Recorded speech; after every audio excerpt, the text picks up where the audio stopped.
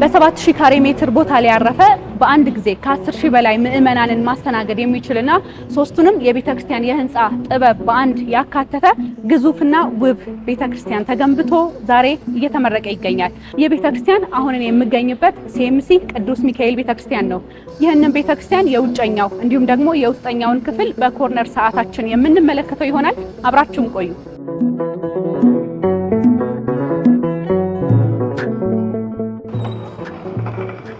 ሰላም ዶክተር፣ እንደምን አለሽ? ደህና ነሽ? ቤት እግዚአብሔር ይመስገን። ሰላም እግዚአብሔር ይመስገን።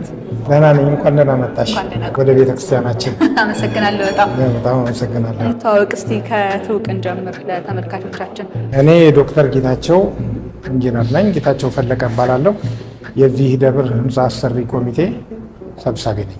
የቤተክርስቲያን እንግዲህ እንደሚታወቀው በተለይም ደግሞ ከኪነ ህንፃ ጥበባት ቤተክርስቲያን ከሚሰሩባቸው ሶስቱም የኪነ ህንፃ ጥበባት ሶስቱንም ያሟላ እንደሆነ ቀደም ሲል ሰምቻለሁኝ። ስለሱ ንገሩኝና አሁን የምንገኝበትስ ክፍል የትኛው ክፍል ነው የሚለውን ደግሞ እንመልከት ዶክተር። ህንፃ ቤተክርስቲያናችን እንዳልሽው በኢትዮጵያ ኦርቶዶክስ ተዋሕዶ ቤተክርስቲያን የህንፃ አሰራር ሶስት አሉ። እነዛን ሶስቱንም ሙሉ በሙሉ ያሟላ የቤተክርስቲያን ህንፃ ነው። ታዲያ ሶስቱ ምንድናቸው ያለ እንደሆነ ድሮ ቀደምት አባቶቻችን ክርስትናን ሲቀበሉ መጀመሪያ በዋሻ ውስጥ ነበር አገልግሎቱን የሚሰጡት። ዛሬም አሉ። በሰሜን ኢትዮጵያ በአብዛኛው በዋሻ ውስጥ ያሉ ለዘመናት በቅርስነት የቆዩ ብዙ ቤተክርስቲያናት አሉ። እኛም ያንን ለማስታወስ ከቦታው ተዳፋትነት የተነሳ እዚህ ያ የዋሻው ቤተክርስቲያን ሁኔታ እንዲኖር አድርገናል። ይሄ እንግዲህ አሁን ያለንበት በስተ ምስራቅ በኩል ከቤተልሔሙ ወደ ውስጥ ወደ ምዕራብ በምንገባበት ጊዜ የዋሻው ቤተክርስቲያን ውስጥ እየገባን ነው ማለት ነው። አሁን ያለነው በመተላለፊያው ላይ ነው ያለነው። በዚህ በስተቀኝ በኩል የምናየው ህንፃ ቤተክርስቲያን ውስጥ በዋሻው ውስጥ ካሉት ብዙ ክፍሎች አንዱ የአባቶችም ሆነ የእናቶች በዚህ ዓለም ላይ ኖረው ወደ ሌላ ዓለም የሚያልፉበት ጊዜ ለተወሰኑ ቀናት አስከሬናቸው የሚያርፍበት ቦታ ያዘጋጀ ነው። ሌላ ቦታ እንዲህ አይነት ነገር ያለ አይመስለኝም። አሁን ይሄ እንደምታዩት ፊት ለፊት የዋሻው ውስጥ አዳራሽ ነው ብለን ስናገር ምዕመናኑ ሴቶቹ በስተቀኝ ወንዶቹ በስተግራ በኩል የሚቆሙበትና ቅዳሴውን የሚከታተሉበት ቦታ ነው ማለት ነው። እንግዲህ እንደምታውቁት የኢትዮጵያ ኦርቶዶክስ ተዋሕዶ ቤተክርስቲያንን ካሸበረቋት በዜማ ካሸበረቋት ሁለት ሊቃውንት አንዱ አባ ጊዮርጊስ ዘጋስጫ የሚባሉ ናቸው። የእሳቸው በህይወት ዘመናቸው የኖሩበት 12ኛው መቶ ክፍለ ዘመን ወደ 13ኛው የተጠጋ ነው እና እሳቸው የደረሱት ሰዓታት የሚባል ዜማ አለ። ሌሊቱን ሙሉ ከማታው 2 ሰዓት ጀምሮ እስከ ቅዳሴው ጠዋት 2 ሰዓት ከምናምን ድረስ ሙሉውን ሌሊት የሚጸለይ ማለት ነው እና ያ ሰዓታት መጸለያ ቦታቸው ይሄ ነው። ይሄ አሁን የምንመጣበት ከቤተልሔሙ እዚህ በሚቀደስበት ጊዜ ከምስራቅ ቤተልሔም ወደ ምዕራብ ወደ ኢየሩሳሌም እንደ መግባት ነው ምሳሌው እና አሁን ወደ መቅደሱ እንገባለን ማለት ነው። ይሄ የዋናው ቤተ መቅደስ ክፍል ነው እና እንደምታዩት 3 መንበሮች አሉ። ይሄ ደብር የሚጠራው በቅዱስ ሚካኤል በመልአኩ በቅዱስ ሚካኤል ስም ስለሆነ መሀል ላይ ያለው የእሱ ታቦት ይሆናል ማለት ነው። ከዚህ ታቦት በተጨማሪ 2 ታቦታት እዚሁ ቤተ መቅደስ ውስጥ አሉ። ቦታውም ሰፊ ነው እንደምታዩ። በስተ ቀኝ በኩል የእመቤታችን የቅድስት ድንግል ማርያም የኪዳነ ምሕረት ታቦት ሲኖር፣ በስተግራ በኩል ደግሞ የኢትዮጵያዊው ጻድቅ የአባ ሳሙኤል ዘዋልድባ ታቦት እዚህ አለ ማለት ነው። በጣም ነው የሚያምረው። እኔ አንድ የደነቀኝ ነገር እንግዲህ እዚሁ አዲስ አበባ ከተማችን ውስጥም የሚገኙ የካቴድራል ቤተክርስቲያኖች የስዕል ጥበባት አልፎ አልፎ ልንመለከት እንችላለን። እዚህ ግን በጣም ብዙ ነው እና የሆነ ደስ የሚል ስሜት አለው። ስለሱ እንዲያወሩኝ እፈልጋለሁ። ስለነዚህ የስዕል ጥበባት እንግዲህ ስዕሎች እዚህ ያሉት የስዕል አይነቶች በውስጥ በኩል 2 አይነት ስዕሎች እንደውም 3 አይነት ስዕሎች አሉ። እነዚህ ስዕሎች የሸራ ላይ ስዕል እነዚህ የምታዩቸው ናቸው። ግድግዳውን ተለጥፈው የተሰሩት በሙሉ በእጅ ሆኖ ኢትዮጵያዊ ሰዓሊ ነው የሳላቸው። ታሪኮቹ መጽሐፍ ቅዱሳዊ ናቸው። እነዚህ ሙሉ በሙሉ በአንድ ሰው የተሳሉ ስዕሎች ሲሆኑ ታሪኩና ትውፊቱን ግን ስርዓቱን ተከትሎ ነው የሄደው። እነዚህ የሸራ ላይ ስዕል ሀረጎቹም አዲሶች ናቸው። እንደምታዩት እነዚህን ሀረጎች ለጊዜው ከኛ ቤተክርስቲያን ውጭ ሌላ ቦታ አታገኟቸውም። እንደ አዲስ ነው የተፈጠሩት። እንደምታዩ ደግሞ በስተቀኝም ይሁን በስተግራ እዚህ ጋር አሁን ለምሳሌ ቅዱስ ገብርኤል አለ። ይሄ ደግሞ በድንጋይ ላይ የተቀረጸ ስዕል ነው ማለት ነው። በስተቀኝ ቅዱስ ሚካኤል አለ፣ በስተግራ ቅዱስ ገብርኤል አለ። እዚህ ጋር ደግሞ ሰራዊተ መላእክት የምንላቸው አሉ።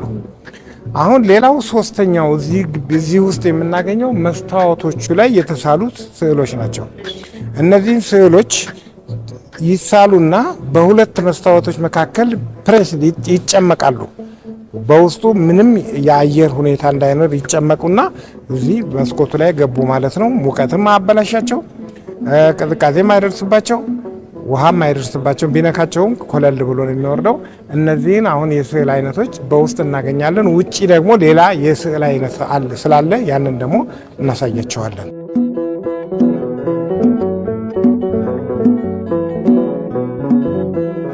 ስለ መብራቶቹስ እናውራ። መብራቶቹም እንደዛው በተለየ መንገድ የሚነሱ ናቸው። በጣም ነው የሚያማምሩት። ትንንሽ መብራቶችንም እንመለከታለን። እንግዲህ እንደምታዩቸው እዚህ ልዩ ልዩ መብራቶች አሉ፣ እንደ ቦታቸው ሁኔታና እንደየትርጉማቸው። ሰማይን በከዋክብት ያስጌጠ አምላክ፣ እኛ ደግሞ ቤተክርስቲያናችንን በመብራት እናስጌጣለን። ስለዚህ እንደምታዩት እያንዳንዱ እነዚህ በሙሉ ከዋክብት መሰል መብራቶች እዚህ ውስጥ ያሉት ስንቆጥራቸው 3800 ናቸው። 3800 መብራቶች አሉ።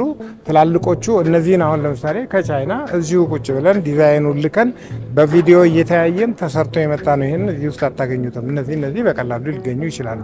እና እነዚህ መብራቶች ስዕሎቹን በደንብ እንዲያሳዩ የእግዚአብሔርን አገልግሎት ህዝቡ በደንብ አድርጎ በተመስጦ እንዲመለከተው የተሰሩ መብራቶች ናቸው ማለት ነው። ስለ ህንፃ ጥበቡ እንዲያወሩኝ እፈልጋለሁኝ።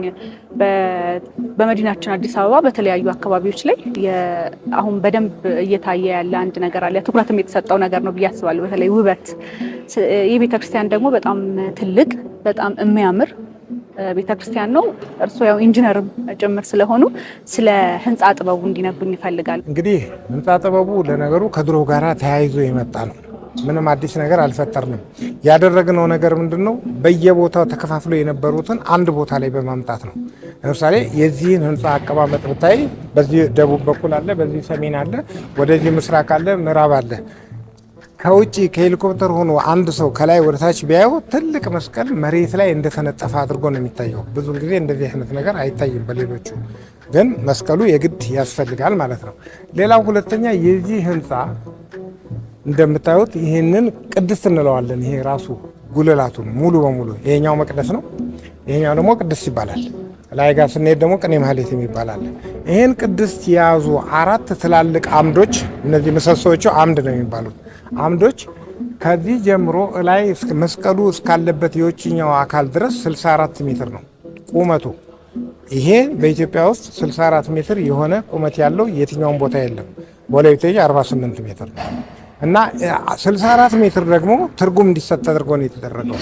የእመቤታችን የቅድስት ድንግል ማርያም በዚህ ዓለም የኖረችበት የእድሜ ገደቧ ነው። ስለዚህ ቅድስት ራሱ ማንን ይወክላል? እመቤታችንን። ስለዚህ ትምህርትም እንዲማሩ እንፈልጋለን። ሁለተኛ እንደምታዩት በእያንዳንዱ እዛ ጋር ዙሪያ 4 ገጾች ያላቸው ምሰሶዎች አሉ። እነዚህ 4 ገጾች እያንዳንዳቸው 10ቱ ቃላተ ኦሪትና 6ቱ ቃላተ ወንጌል ተደምረው በእነዚህ 4 ጊዜ 4 16 ናቸው። 10ቱ ቃላት 10፣ 6ቱ ቃላተ ወንጌል 16 ናቸው። እነዚህ በድንጋይ ላይ ተቀርጸው በስሪዲ ማለት ነው በሶስት መስፈርታዊ በሆነ ተሰርቶ ማንም ሰው እንዲያነባቸውና እንዲማራቸው የተደረገ ነው። በጣም ጥሩ። እንደው በዚሁ አጋጣሚ አቅማችንን እንዲነግሩኝ እፈልጋለሁ። ይሄን የሚያክል ግዙፍና ውብ ቤተክርስቲያን በኢትዮጵያውያን እጆች ደግሞ በኢትዮጵያ በተመረቱ ማቴሪያሎች የተሰራ ነውና የግንባታ አቅማችንስ እንዴት ይረዱታል እርሱ? ከአዲስ አበባ ዙሪያ የመጡ ድንጋዮች አሉ፣ ከትግራይ የመጡ ድንጋዮች አሉ፣ ከሀረርጌ የመጡ ግራናይቶች አሉ። የነዚህ ሁሉ ድምር እንዲሁም ከደብረ ሊባኖስ የመጣ የጥቁር ድንጋይ ባሪያ ድንጋይ የምንለው አለ። እሱ ሁሉ እዚህ መጥቶ በስርዓት ተፈልፍሎ በስራ ላይ የዋለ ነው። ስለዚህ ወርቅ የሆኑ እጆች ኢትዮጵያውያን አሉ። ማቴሪያሉ ሁሉ የምትፈልጊው ኢትዮጵያ ውስጥ አለ። መስራት ብቻ ነው ሊቀይረው የሚችለው እና በዚህ መልኩ ነው እዚህ የተሰራው ማለት ነው። በኦዲት ያለን ግኝት ከ240 ሚሊዮን ብር በላይ ወጥቶበታል።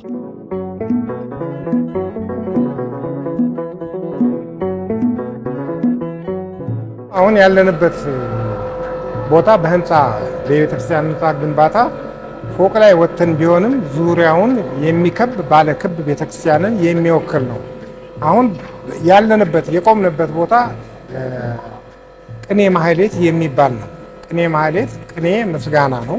ቅኔው እንደ ውሃ የሚወርድበት የሚፈስበት ከምሽቱ 2 ሰዓት ጀምሮ ሊቃውንቱ በከበሮ በጽናጽል በይባቤ የሚያመሰግኑበት እግዚአብሔርን የሚያመሰግኑበት ቦታ ነው ይሄ እና ይሄ ቅኔ የዚህ መርጌቶች ቀኝ ጌታዎች ናቸው። እዚህ ስማቸው በዛ አይነት መልክ ነው የሚሆነው እና እንደምታዩት ስዕሎቹም የመጀመሪያው ኢትዮጵያዊ የዜማ ደራሲና የድጓ ደራሲ የሆነው ቅዱስ ያሬድ የደረሰበት ስፍራና የሚያመሰግንበት ነው።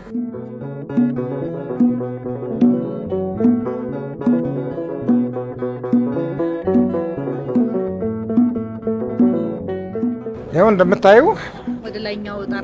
ወደ ጣሪያው መጣን። አሁን ያለነው ከካቴድራሉ ጀምሮ ወደ ላይ ሲለካ 12ኛው ሜትር ላይ ነው ያለነው። 12 ደግሞ የ12 ሐዋርያት ተምሳሌት ነው። ስለዚህ አሁን እንደምታዩ ወለሉ የጣሪያው ቆርቆሮ የሚባል ነገር የለም። ሙሉ በሙሉ በእብነበረድና በግራናይት ነው የተሰራው። የፍሳሽ ማስወገጃ ምናምን ነገር የለውም። ዝናብ ጠብ ስትል ውልቅ ነው እና እዚህ ጋር እንደምታዩ የታች ቅድም ያየ ነው የካቴድራሉ መቅደስ ጉልላቱ ነው።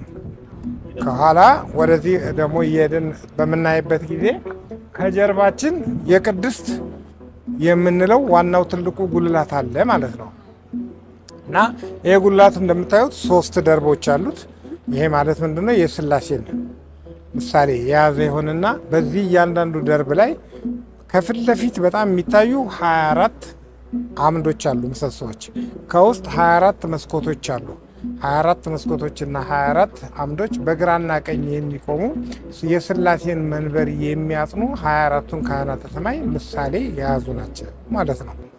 ስለዚህ ቤተክርስቲያኗን በደንብ መመልከት ለሚፈልጉ ሰዎች ደግሞ ይሄኛው ጣራው ሌላኛው እና ጥሩ አማራጭ ነው ብዬ አስባለሁኝ። እንደው ምናልባት ቤተክርስቲያኑን የቱሪስት መዳረሻ ከማድረግ ጋር ተያይዞ ቱሪስቶችን ለመሳብ የሚሰሩ ስራዎች እነሱን ደግሞ ብናነሳው ደስ ይለኛል። እውነት ነው።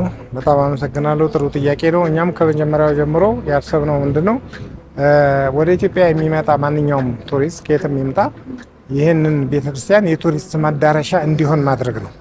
ማንኛውም ቱሪስት እዚህ ቢመጣ አገልግሎቱም እየተካሄደ ሳይረበሽ መግባትና መውጣት ይችላል። አይታቸዋል። ላይ ድረስ ወጥቶ አንድ ቤተክርስቲያኗን ያያል። ሁለተኛ ደግሞ የአዲስ አበባን ዙሪያ ገባውን በዚህ በኩል እስከ የረር በዛ በኩል እስከ ዝቋላ ድረስ ማየት የሚያስችል ሁኔታ አለው እና ይህን ሁሉ እንዲያይ እኛ እንግዲህ ከድሮ ከመጀመሪያው ሲነሳ ይህንን ነገር እንዲመቻችለት ስለነበረ ቱሪስቶች በዚህ በኩል ይጎበኙናል ብለን ተስፋ እናደርጋለን። ከቱሪስት አስጎብኝ ድርጅቶች ጋራም ነገሩን እናያይዘዋለን ብለን እናስባለን። እንደው ለከተማዋ የሰጣት ግርማ ሞገስን እንዲያነሱልኝ ደግሞ ፈልጋለሁ። ውበት ተጨማሪ ሌላ ደግሞ የቱሪስት መዳረሻም ሆኖ ልናነሳው የምንችለው ህንፃ ቤተክርስቲያን ነውና ተጨማሪ ለከተማችን የጨመረላትን ነገር ቢነግሩኝ ደስ ይለኛል። ኮሪደር ልማት እንደምታውቁት የመጀመሪያው ከዚህ ከሲኤምሲ አቅጣጫ ወደ መገናኛ ነው የተሰራው። ይህንን ክብርት ከንቲባ መጥተው ሲያዩና ሲጎበኙ ሌሎቹም እንደዚህ ባለስልጣናት ይሄማ መደበቅ የለበትም ለከተማችን ትልቅ ውበት ነው ብለው ከፊት ለፊታችን የነበረውን ባዶ መሬት አስፋልት ሰርተው በስተምዕራብ በኩል የነበረውን ባዶ ቦታ 5000 ምናምን ካሬ ሜትር ስሩበት ብለው ሰጥተው እና ይሄ ለከተማው ውበት ከፍተኛ የሆነ ተጨማሪ ውበት የሰጠው ይመስለኛል። ዶክተር ስለ ጊዜዎት እኔንም ተመልካቾቻችንንም ስላስጎበኙ ስለሰጡንም ጊዜ እጅግ አድርገን ከልብ እናመሰግናለን። እኔም በጣም አመሰግናለሁ። እግዚአብሔር ይስጥልን። ጊዜ ወስዳችሁ እንደዚህ ጥንቅቅ ያለ ስራ ስለሰራችሁና ስለምታስተላልፉልን በቅዱስ ሚካኤል ስም ምስጋናችንን እናቀርባለን።